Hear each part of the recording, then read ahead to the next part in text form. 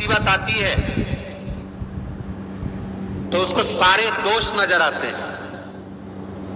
जरा पंडित जी देखना, मुझे पितृदोष है। क्यों? बहुत तकलीफ में है, बहुत कष्ट में है, बहुत दुखी है, बहुत तकलीफ में, बहुत कष्ट में, बहुत दुखी है। देखिए जरा, पितृदोष है। पंडित जी बोलेंगे पितृदोष तो नहीं है। वास्तु शास्त्री के पास पहुंच गए महाराज, और वास्तु शास्त्री के पास जाकर कहा, जरा देखिए हम बड़े तकलीफ में, बड़े दुखी हैं, क्या वास्तु दोष है हमारे घर में? क्या हमारे घर में वास्तु दोष है क्या? देखिए जरा। तो फिर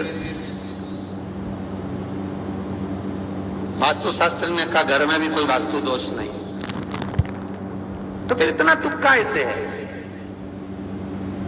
इतनी तकलीफ कैसे? आप जो परमात्मा का भजन करोगे, कीर्तन करोगे, नाम जाप करोगे, स्मरण करोगे, कर्म अच्छा करोगे तो ही तो ठीक होगा।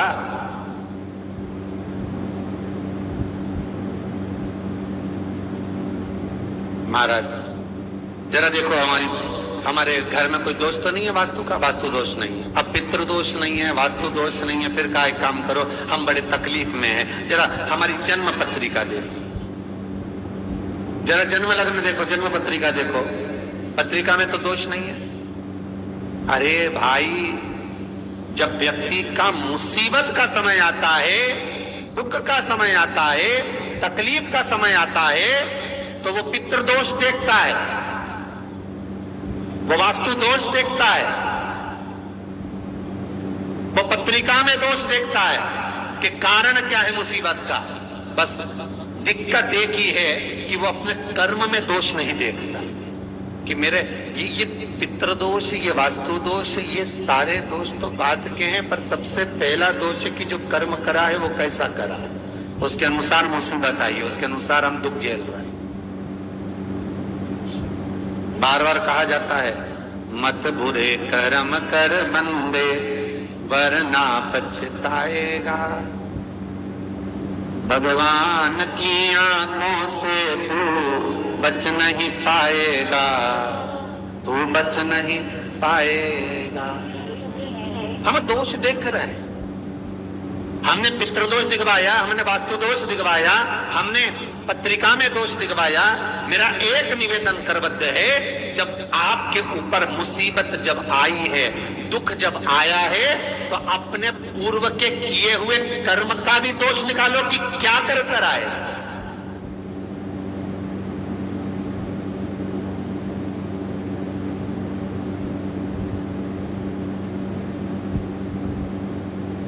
पत्रिका दिखा करके बल वो पत्रिका का दोष मत निकलवाइए, वास्तु का गलती निकालकर वास्तु का दोष ना निकलिए। महाराज अगर पितरों का भाव निकालकर पितरों का दोष ना निकालिए, पर एक दोष अपने भीतर भी है, वो कर्म का दोष है। कुछ अच्छा करा होगा तो भगवान आपके जीवन में थोड़ा तो सुख लिख ही देगा, थोड़ा सुख तो लिखेगा। और यदि बेकार कर्म किया है तो कहीं ना कहीं दुख तो उसने लिखा है कर्म का। मत बुरे कर्म कर बंदे वरना पछताएगा, भगवान की आंखों से तू बच नहीं पाएगा, तू बच नहीं पाएगा। अरे ओ अज्ञानी मत करना दानी। महाराज कर्म का दोष जरूर देखें, पितृदोष बाद में देखना, वास्तु दोष बाद में देखना, पत्रिका में दोष बाद में देखना, पहले अपने कर्म का दोष देखिए।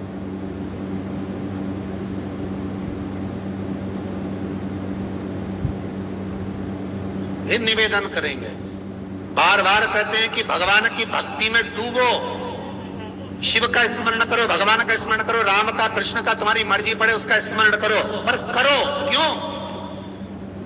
क्योंकि दुख, तकलीफ, कष्ट पत्रिका दिखाने से नहीं कटेगा, मकान के दरवाजे बदलने से, वॉशरूम बदलने से, पाइप बदलने से नहीं बदलेगा।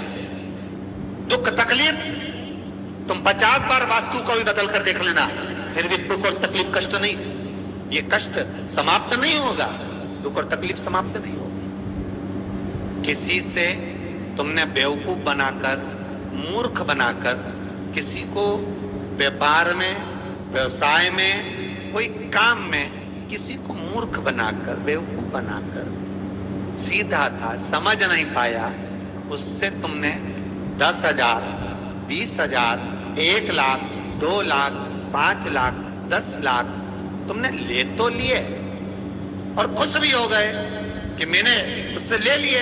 अब वो मेरा क्या बिगाड़ लेगा? आए लेने के लिए, भला क्या बिगाड़ लेगा?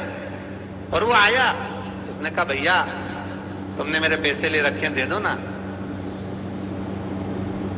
भैया उस समय पर जब मेरे पास था मैंने आपको दे दिया था, अब आपका काम हो गया ना, दे दो। अब आपके पास में पूंजी आ गई ना, दे दो।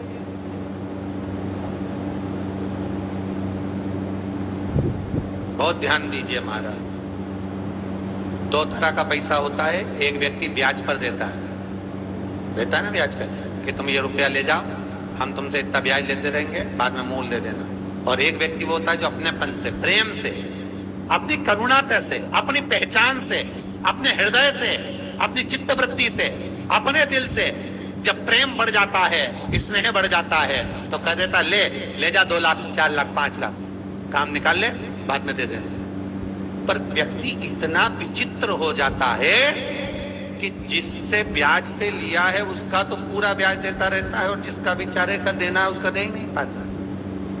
पर निवेदन है, जिसने तुम्हें मुसीबत में साथ दिया, तकलीफों में, कष्ट में तुम्हारे साथ दिया, सबसे पहले हाथ जोड़कर उसको निवेदन कर कर देना कि ये तेरा है भाई, ना जाने फिर जरूरत पड़ जाए तो तुझसे मिल तो जाएगा। जब एक बार दे दोगे तो वो दूसरी बार देने के लिए तैयार बैठा रहेगा। पर तुमने जब सोच लिया, विचार कर लिया कि मैं तो खा रहा हूं, निगल रहा हूं, तो फिर जब नियत में खोट आ गया तो फिर वो कुछ नहीं करेगा जिसका तुमने पैसा खाया, वो कुछ नहीं करेगा। अब तो वो करेगा जिसने इसके माध्यम से तुझे दिलाया, उसको कुछ नहीं करना। जब कष्ट पे कष्ट आया, दुख पर दुख आया, तकलीफ पर तकलीफ आई, सारी पत्रिका दिखा ली, पितृदोष की पूजन करा ली, वास्तु बदलवा लिया, सारे काम कर लिए, तो भी दुख नहीं मिटा। तब गुरु के पास गए, पर गुरु भी क्या बोलेगा? यही बोलेगा कि और थोड़ा सा देख लो। पर कष्ट मिटेगा कब? जब कर्म का दोष मिटेगा। जो करा है उस दोष को भी तो मिटाओ।